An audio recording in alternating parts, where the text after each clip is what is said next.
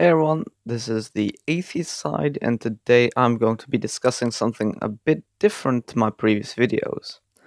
Rather than discussing a specific video, I want to talk about a broader subject, that being child indoctrination. Plenty of religious apologists have tried to justify this abuse, and I want to show why this practice is in fact abuse, not teaching, help, or love as some have claimed it to be.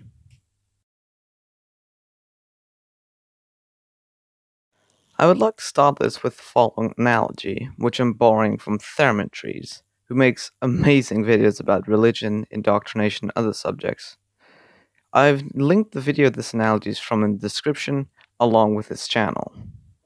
So, imagine the following situation. Two parents have a child who I'll call Max. The parents have been supporters of a major political party for a while. After they have Max, they take him to a ceremony where the baby's hand is painted in the party color and pressed against the ballot paper. The people at the ceremony cheer, and a minister cheerfully announces their political party has just gained its newest member. Every week, Max will be taken to meetings in which he'll be made to listen to speeches and sing songs praising the party leader. He will also have to partake in an election ritual, where he and the others line up at a booth and vote publicly for the party. The same messages will be drilled into Max's head over and over again. The party leader is always right. Rebelling against the leader will yield terrible consequences. These messages will be forced onto Max even more when he's sent to a school specifically designed to keep the students' politics in line with the party ideology. Max will also be made to wear party colors in all public spaces, including school.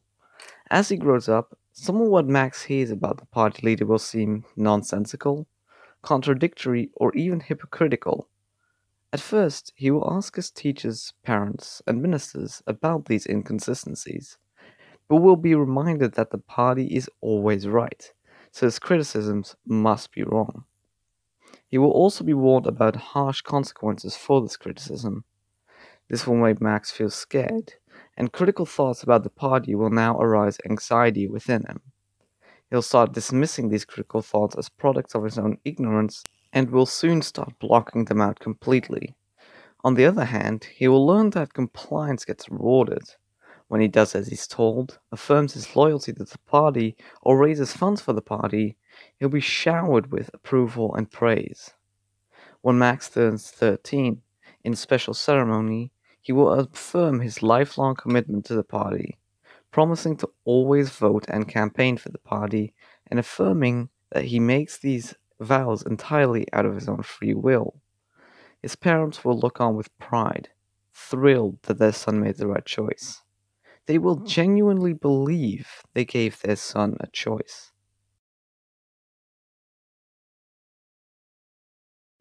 I suspect that very little people would have trouble seeing this scenario as abusive.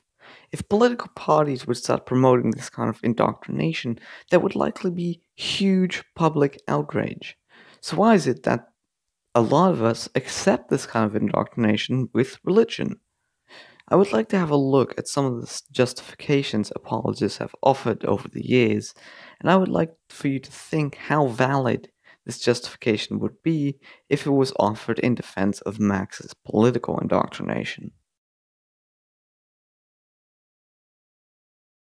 Some apologists claim that they are helping their children find their quote-unquote Christian identity or their quote-unquote Muslim identity. This is plainly ridiculous. You would never claim you were helping a child find its Democrat identity or its liberal identity. If politicians claim this, would it seem like they're helping the child? Or would it seem like they're helping themselves? You don't help a child find its identity by forcing an identity on them. You help them by exposing them to the wild variety of options available.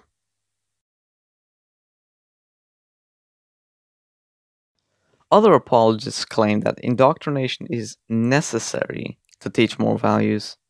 This justification doesn't work either. And a simple question shows why. Is indoctrination really necessary to teach moral values? The answer is no, it isn't.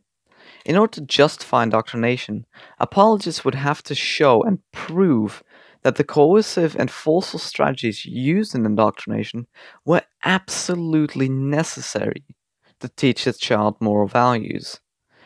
The fact that they're not makes them excessive, and in this case, abusive. In fact, Frank Turk himself accidentally destroys this justification in this clip. Atheists know morality just like everybody else. We know morality because it's written on our hearts. Notice how he says that atheists and everyone else knows morality. If everyone knows morality regardless of indoctrination, then how could indoctrination possibly be necessary?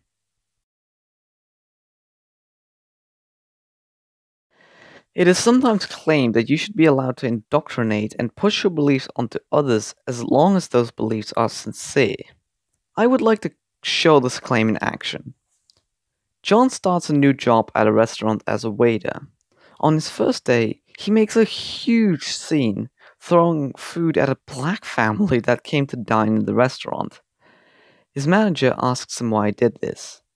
John replies that he and his family believe that black people are inferior and shouldn't be allowed in restaurants. His manager is understandably furious. However, John then adds that this belief is sincere. Hearing this, his manager suddenly realizes that there's no problem after all, and puts a sign in front of the restaurant saying, "No blacks."